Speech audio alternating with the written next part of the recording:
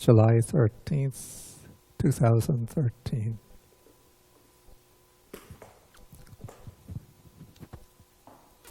Okay, we'll start with the homage to the Buddha. Namo tassa bhagavato arahato samma sambuddhassa. Namo tassa bhagavato arahato samma sambuddhassa. Namo tassa bhagavato arahato samma sambuddhassa. Good morning, everybody.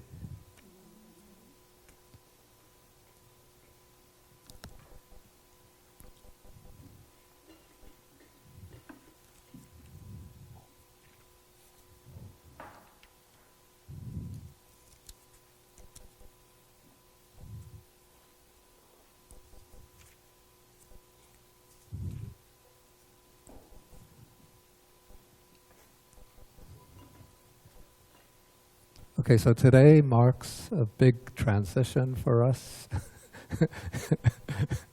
because now we're starting on what's called the Upari Panasa.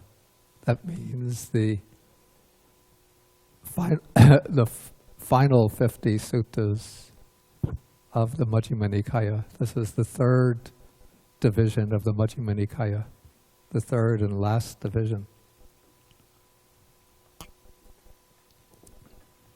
So we've gone through two big milestones already, completing the first 50. Now we've completed the second 50, not taking every sutta, of course, but the most important ones.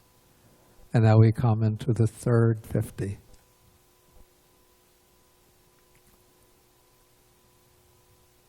And this sutta is called Devadaha.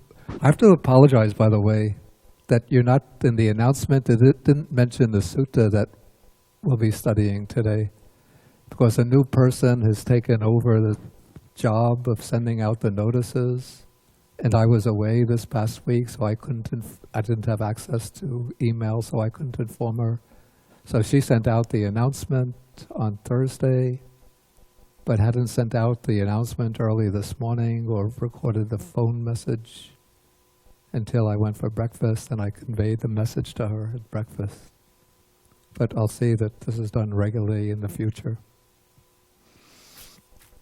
Okay, so now we are taking sutta number 101. This is called Devadaha Sutta. It's named simply after the place where it occurs.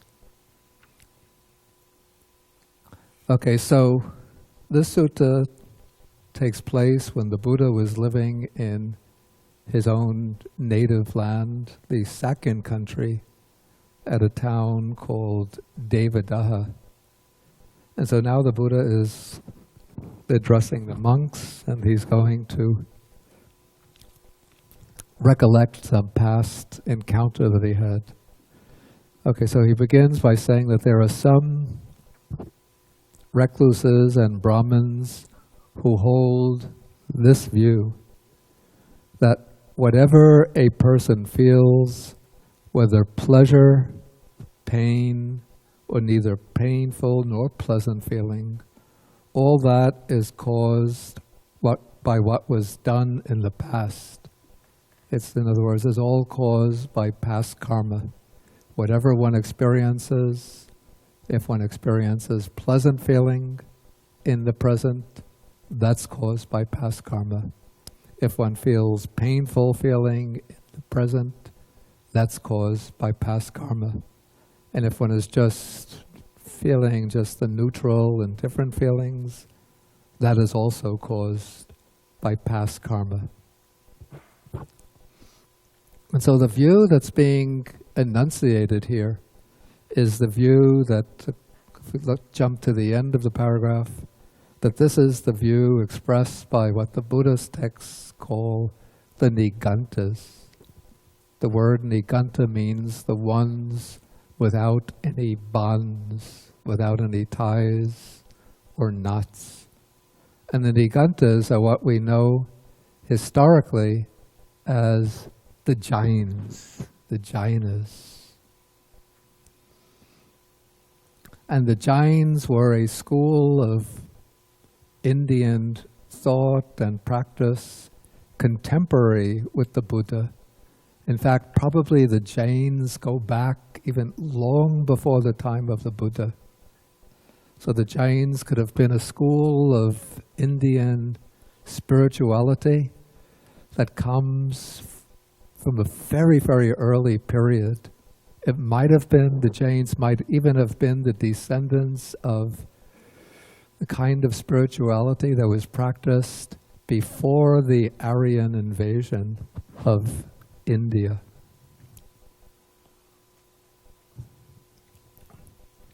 The Jains themselves speak of having 24 great spiritual masters before the time of the Buddha, and they call their spiritual masters Tirthankaras, which means builders of fords. Not Ford, not automobiles, not the Ford car, but this is a Ford. You know, I don't think we use this word very much in contemporary English, but because we have bridges now. But the ford is a place where, in ancient India, where they would cross the river. You know, a river would be flowing over a long distance, and you have to have places to cross the river. And so where the two banks come fairly close together, and the flow of the river is not so deep, that would be a ford, a place for crossing the river. So in Pali, we speak of it as Tita, in Sanskrit as Tirtha. You even have this in singular tota, like Katukastota. Is that correct? Ambalantota? Is there such a place? So all of that is just, tota is just a singular derivative of tirtha or tita.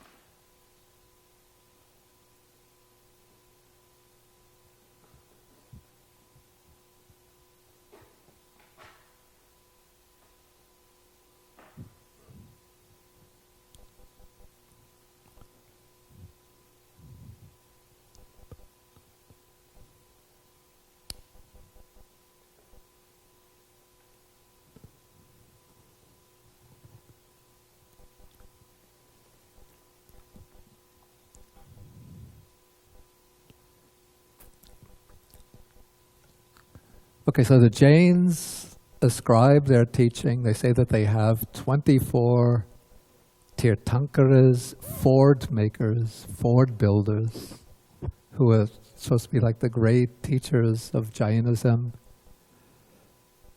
And whether all of these is historical, that is a matter of doubt. It could be just a legendary number.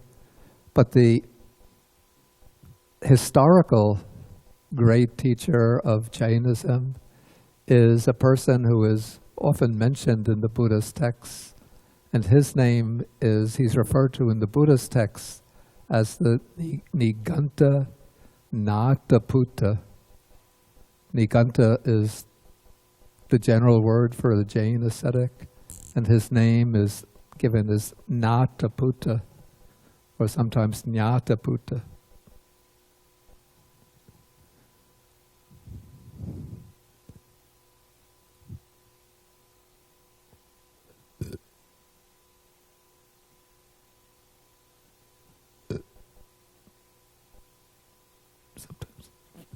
There are different spellings of it.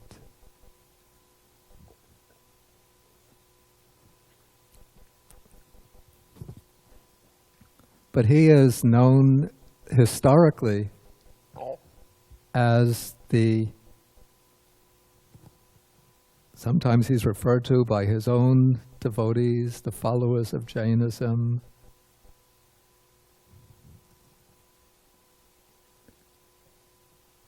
as Mahavira, which means the great hero. And he's also referred to as the Jina, the victorious one, the conqueror. And so for this reason, the followers of the Jina come to be known as Jaina, just like the followers of the Buddha come to be known as Bauddha, or sometimes as Saugata, based on the word Sugata.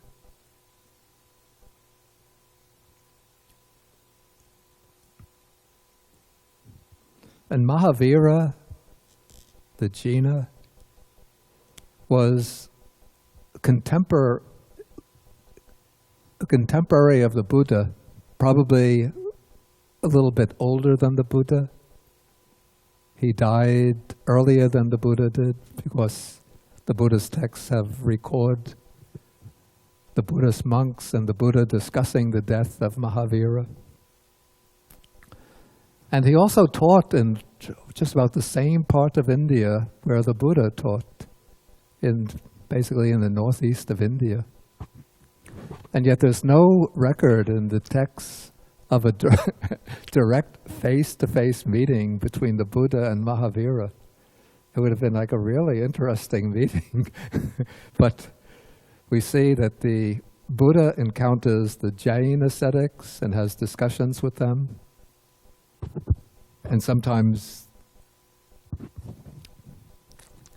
it's possible that the Buddhist monks would have encountered the Mahavira and had discussions with him. But we don't see any record of a direct face-to-face discussion between the Buddha and Mahavira. And what's interesting is that there are so many similarities between Buddhism and Jainism. Certain fundamental differences, but certain similarities. Okay, I'll give you a crash course in Jainism. Or at least some of the basic fundamentals, because we'll see that this representation of the Jain position in this sutta is actually fairly accurate. Okay, the basic thesis of Jainism, or sort of maybe we call this the starting point for Jainism, is a distinction between what they call the jiva, which is the soul or life principle, and everything which is not alive, which is called ajiva, not living entities. And so the core of the person, or the core of all living beings, the center, the heart of all living beings, is the jiva, the soul, the innermost spiritual entity of the person.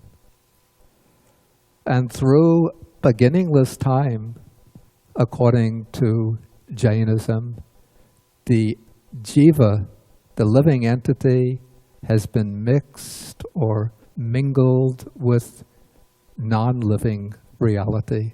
We call matter in a very broad sense. The jiva in itself, in its own nature, is said to have 4 characteristics. That is, it has infinite knowledge, boundless knowledge, boundless perception, infinite bliss, and infinite power. But because the jiva has been bound up with matter, immersed in matter, so its infinite knowledge, perception, bliss, and power have been concealed or appear to be lost. The jiva becomes contaminated by its association with non-living substance. And according to Jainism, the jivas, the souls, transmigrate from life to life. And this process of transmigration has been going on, according to Jainism, through beginningless time. So you could say this is very similar to Buddhism, except that Buddha doesn't accept the idea of a jiva or a soul. But a process of beginningless transmigration has been taking place.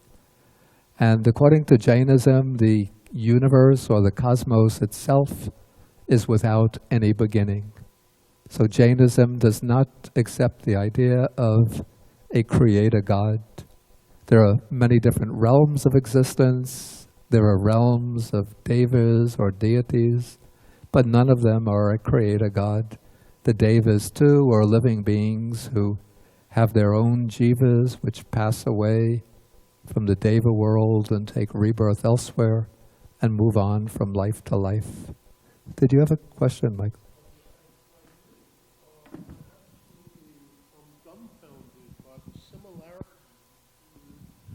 There's such a strong similarity here as to make this Gnostic. To make this? This is a perfect description of Gnostic faith.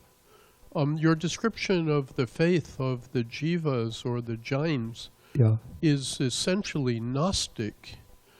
And similar to Gnosticism, you mean? Not just similar, but almost identical. And Gnosticism has been said to have originated in Persia and was opened up to the East and the West by Alexander the Great in 324, 325 BC.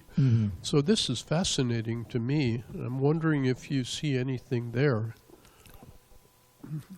I have to admit I don't know that much about Gnosticism, but I believe that according to Gnosticism, the world does have a creation, but it was created by a demiurge who was like an evil deity. So the world is considered, well, essentially fallen or evil. Well, that would be the contamination side, but the pure essence of being, that is to say the soul, for want of a better word, is non-created and eternal in the same sense that you describe it as having been infinitely eternal as opposed to the creation. It's fascinating to me, and I'm just wondering if there's any historical connection here that we can make. Of course, there could be flow of ideas back, from India through Persia to Greece, and then actually Gnosticism was floating around in the area of the Middle East, beyond Persia to Syria. What's now Syria, Lebanon, Palestine. So the ideas were there, and then they picked up elements from Christianity, and they molded a Gnostic form of Christianity, which was condemned by the Orthodox Church, the Orthodox Christian Church.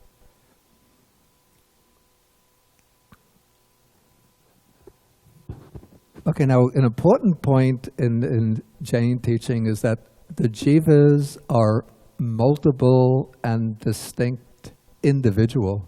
And this is where Jainism differs from Vedanta, or at least from Advaita Vedanta, the school of non-dualism derived from the Upanishads, which teach that there is a multiplicity of individual souls, but at the core of all of these souls, there is the one Paramatman, the one Supreme Self.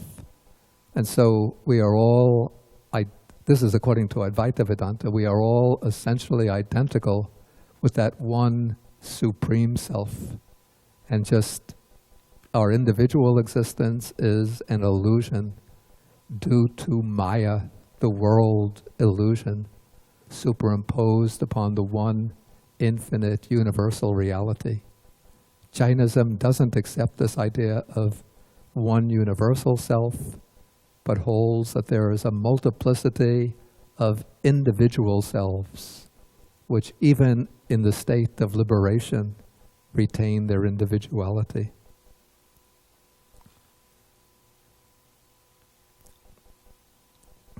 Okay, and so the jivas, or souls, according to Jainism, are multiple and distinct. And what sort of determines their individuality, their individual destiny, the characteristics, the life experiences, is their karma. But karma, according to Jainism, is interpreted quite differently from in Buddhism. The Buddha teaches that karma is volition, volitional action. But Jainism teaches that karma is a kind of material substance that adheres to the soul and sort of covers it over, just the way you might have mud flowing into a clean lake, and then the mud will contaminate the clear water of the lake. And so you have the mud mixed together with the pure water, contaminating the pure water. And so karma is a kind of material substance which is created by our actions. But it's a material substance which adheres to the soul, covers it over, and determines the migrations or reincarnations of the soul. And the process by which the karma flows into the soul and covers it over and contaminates it is called, well, they use the Sanskrit word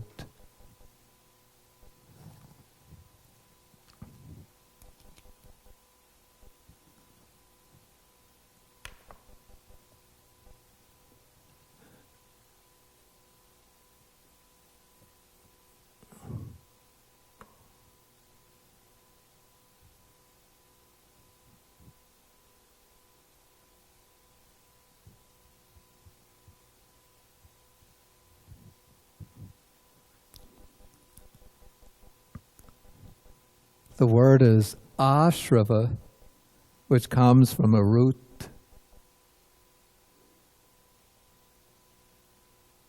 shru, which means to flow, and the prefix a. Does the word look familiar? Anybody see any? Does it have any resonances?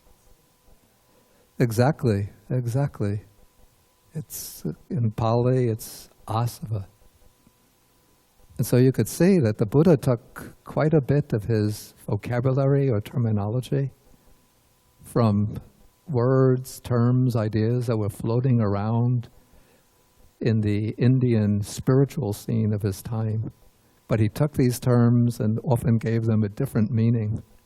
So in Buddhism, asava refers to certain very fundamental defilements, say the defilements that are seen as flowing into the mind and sort of corrupting the mind and keeping it in bondage to the cycle of birth and death.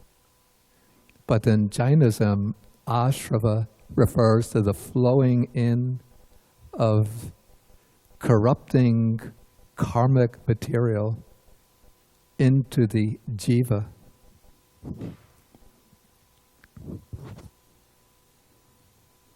And then what creates this karma is our passions or defilements. And so according to Jainism, there is a process by which the passions, I think they might use the word klesha. I would have to check on that.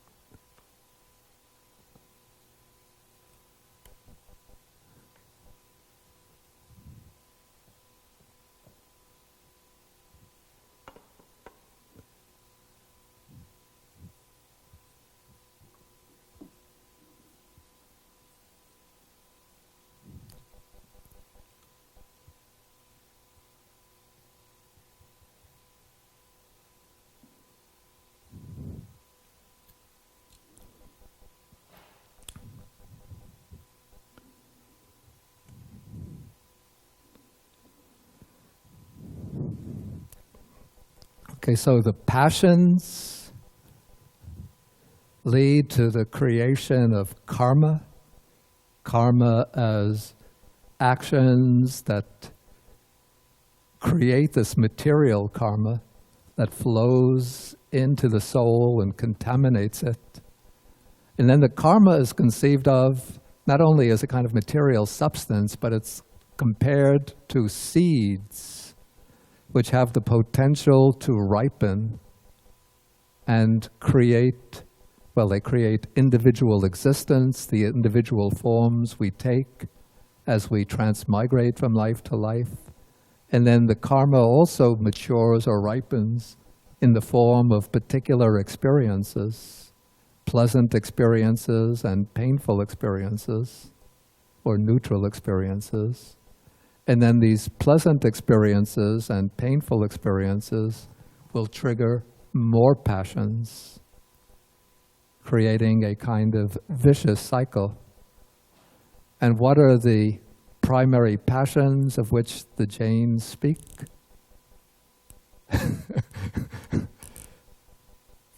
Raga,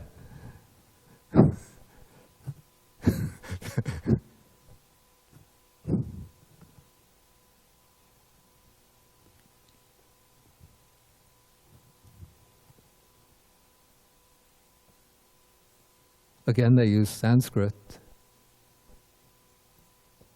Tvesha,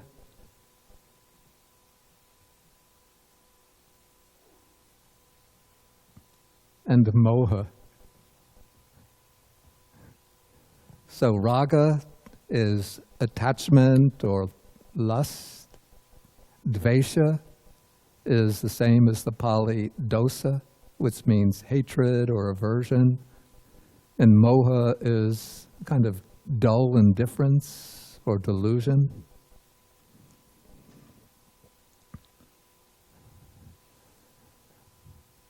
And so this is what keeps us in bondage, these passions. And so the aim of Jainism is to break free from the cycle of birth and death, to liberate the jiva, so that the jiva, the soul, shines forth in its intrinsic purity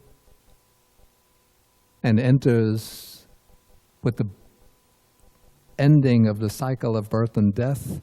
The jiva enters the final goal of Jainism, which is called moksha.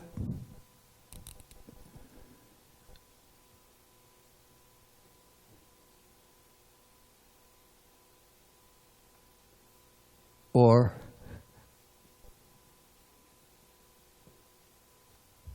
nirvana.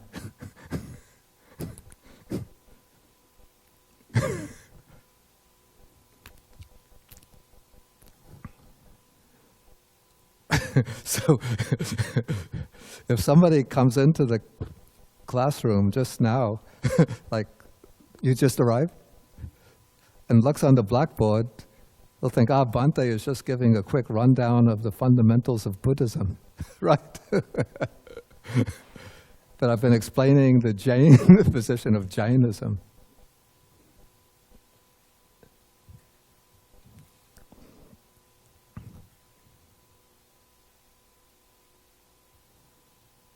Okay, thank you. Okay, so the aim of Jainism is to break free from the cycle of rebirth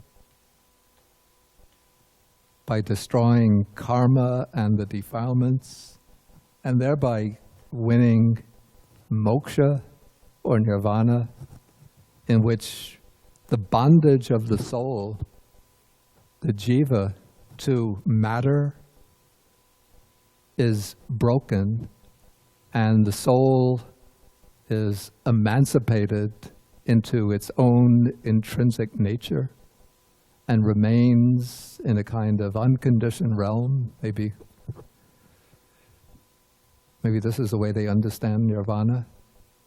It remains in an unconditioned realm, sort of shining in its own infinite knowledge, infinite perception, infinite bliss and infinite power. Okay, so this much seems quite similar to Buddhism. Now the difference comes in the way the Jains approach the task of liberation.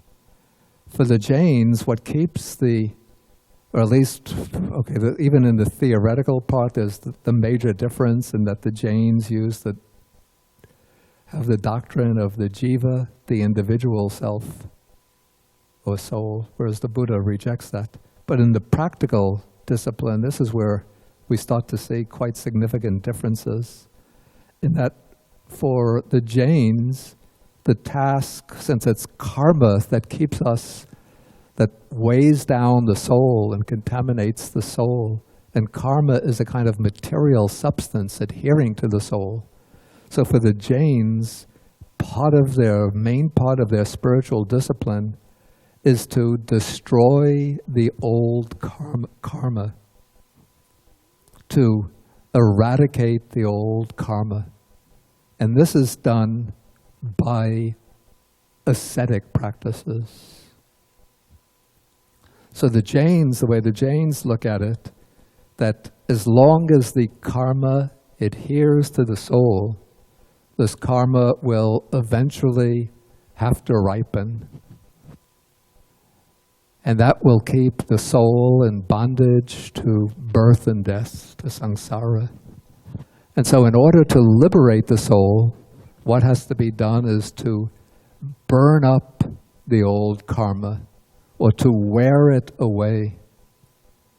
And this wearing away, the Jains have a special term which the Buddha sometimes used in his own teaching, especially when he's speaking to followers of Jainism. And this word is nirjara.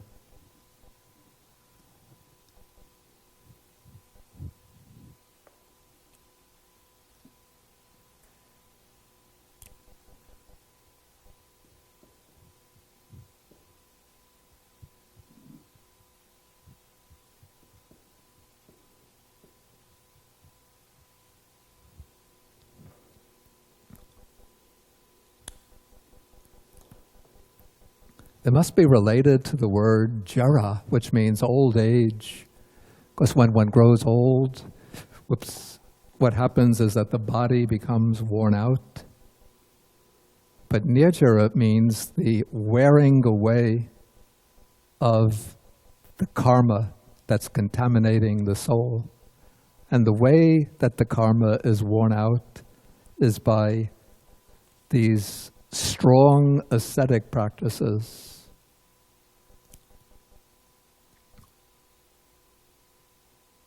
So that the Jains are well known for such practices as reducing the intake of food, long fasts, applying pain, inflicting pain on the body, doing these exercises like squatting for long periods of time or standing for long periods of time.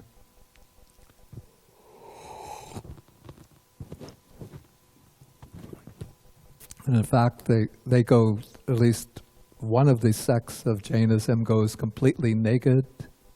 The other sect of Jainism wear white robes. So I think because the Digambara, the sky-clad Jains, they go completely naked. So it might have been a bit difficult to propagate Jainism outside India. Like a group of Jains in America invite some of their ascetics to come to America to set up a Jain temple. They have to hire a special plane for them and set up curtains running through the airport to get them onto the plane.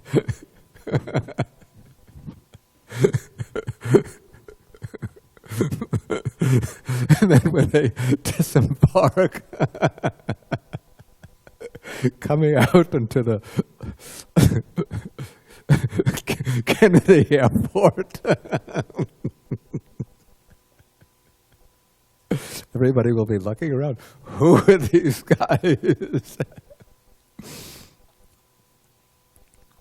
Okay, so they go, at least some of them go naked.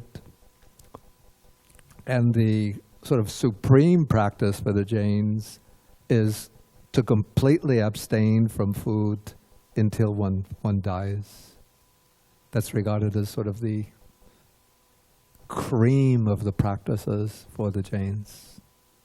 So naturally only few undertake that kind of practice. And so the purpose of the ascetic practice is to wear away, it's a way of hastening the maturation of the karma. Instead of waiting for it to mature from life to life over the long extent of samsara, one burns it up quickly by the ascetic practices.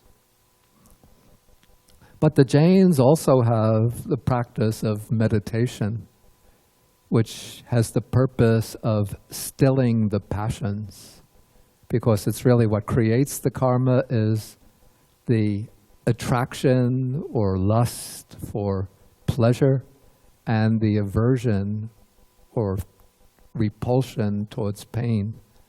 And so the practice of Jain meditation has the purpose of developing equanimity towards pleasure and pain.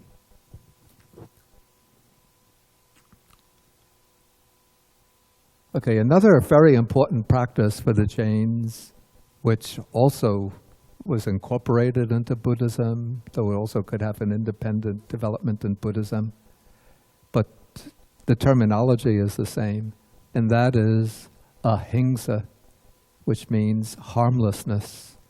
Because according to the Jains, the kind of action that generates the heaviest and darkest karma is violence or harmfulness towards other living beings. And so the Jains place a great deal of emphasis on non-harming, not harming by bodily action, by speech, and by thought. And according to Jain, this is where there's a difference between Buddhism and Jainism. According to Buddhism, what creates karma is the intention or volition. Whereas according to the Jains, karma can be created even by non-intentional action. So if we're walking down a path, being moderately careful, but unintentionally we step on an ant or some other bug, according to the Buddha, there's no karma of taking life created, because we had no intention of taking life. But according to the Jains, that would create some kind of negative karma. And so the Jains are extremely scrupulous about all of aspects of their behavior to avoid, the Jain ascetics are extremely scrupulous not to inflict any harm on living beings. So the Jain ascetics, or at least some of them, they wear a cloth over the mouth so that they don't accidentally breathe in little insects. And they carry a broom when they walk on the path so that they could brush the path in front of them to wipe away the ants and little insects. And the Jains, I believe, the Jain lay people, householders, at least in the mainstream, don't work at agriculture.